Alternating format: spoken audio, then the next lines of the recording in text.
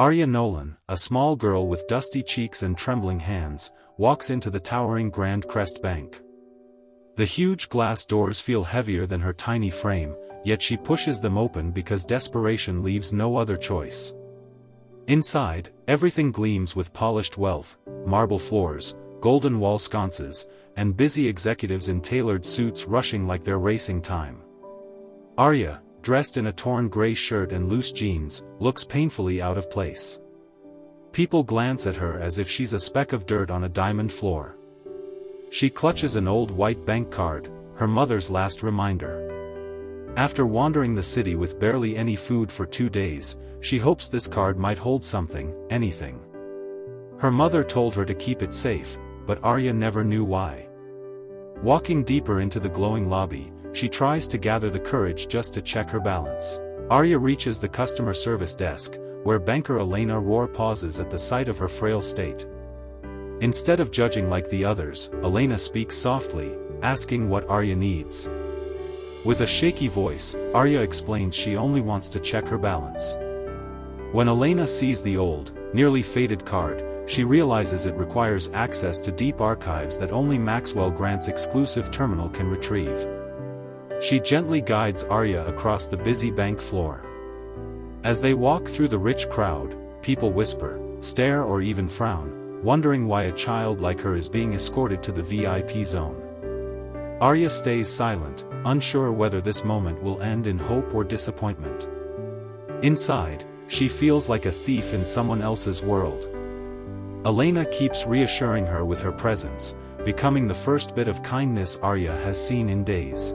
Maxwell Grant, the bank's most powerful investor, sits confidently among his advisors, laughing loudly as deals unfold around him. When Elena brings Arya forward, he barely glances at her, assuming it's some mistake or publicity stunt. Still amused, he takes the dusty old debit card and slides it into his exclusive system. He expects to see nothing, maybe a few dollars at best. But the moment the screen loads, everything shifts. His grin slowly fades. His eyebrows tighten. He leans forward, confused, rereading the numbers. His advisors step closer, equally stunned. The room seems to pause around him. This isn't a small balance. It isn't even normal wealth. It's enormous. The kind of sum that changes lives, futures, generations. And it belongs to the tired, hungry girl standing silently in front of him. Maxwell's amusement melts into disbelief as the truth hits him harder than any business loss ever has. The truth behind the wealth is rooted in love and gratitude.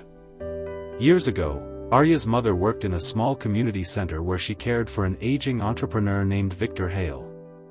He had no children of his own, no family to leave his legacy to. But he trusted Arya's mother, admired her kindness, and believed in her gentle nature. Without telling her, he established a trust fund for Arya, ensuring it would grow each year through investments he personally set up. After he passed away, the fund kept growing, untouched. Neither Arya nor her mother ever knew about it. Today, in the middle of the wealthy bank, this hidden fortune finally reveals itself. Arya discovers she isn't just surviving, she is the beneficiary of a massive trust created by a man who wanted to protect her future long before she even dreamed of needing help. Maxwell's entire attitude changes. His arrogance evaporates as reality sinks in. The same girl he smirked at is now one of the wealthiest individuals to ever stand at his desk. He rises from his seat with a newfound respect. Arya, confused by his shift, looks at Elena for answers. Gently, Elena kneels beside her and explains the enormous number glowing on the screen. Arya's breath catches. Tears slowly fill her eyes as the weight of her mother's last gift finally becomes clear. She had thought she was forgotten, alone, pushed aside by the world. Instead, someone had been protecting her future all along. People in the bank stare, whispering, shocked by the reversal. Maxwell, once untouchable, now stands humbly, offering help, food, safety, and financial protection. For the first time in days, Arya feels something warm settle in her chest, hope. Later that afternoon, Arya steps out of the Grand Crest Bank with a small smile forming, something she hasn't felt in years. The sunlight feels warmer, almost golden, as if the world itself changed color with her new reality. Maxwell has arranged proper guardianship support, professional advisors, and immediate care for her well-being. For the first time, she isn't invisible. She isn't the girl people avoid on sidewalks. She isn't the child begging for scraps of kindness. She carries the card tightly to her chest, realizing her mother left her a miracle that waited patiently for the moment when she needed it most.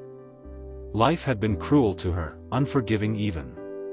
But today proved that unexpected blessings can be hidden in the darkest chapters. As she walks into the sunlight, her future no longer feels small or uncertain. It feels wide, warm, and filled with possibility.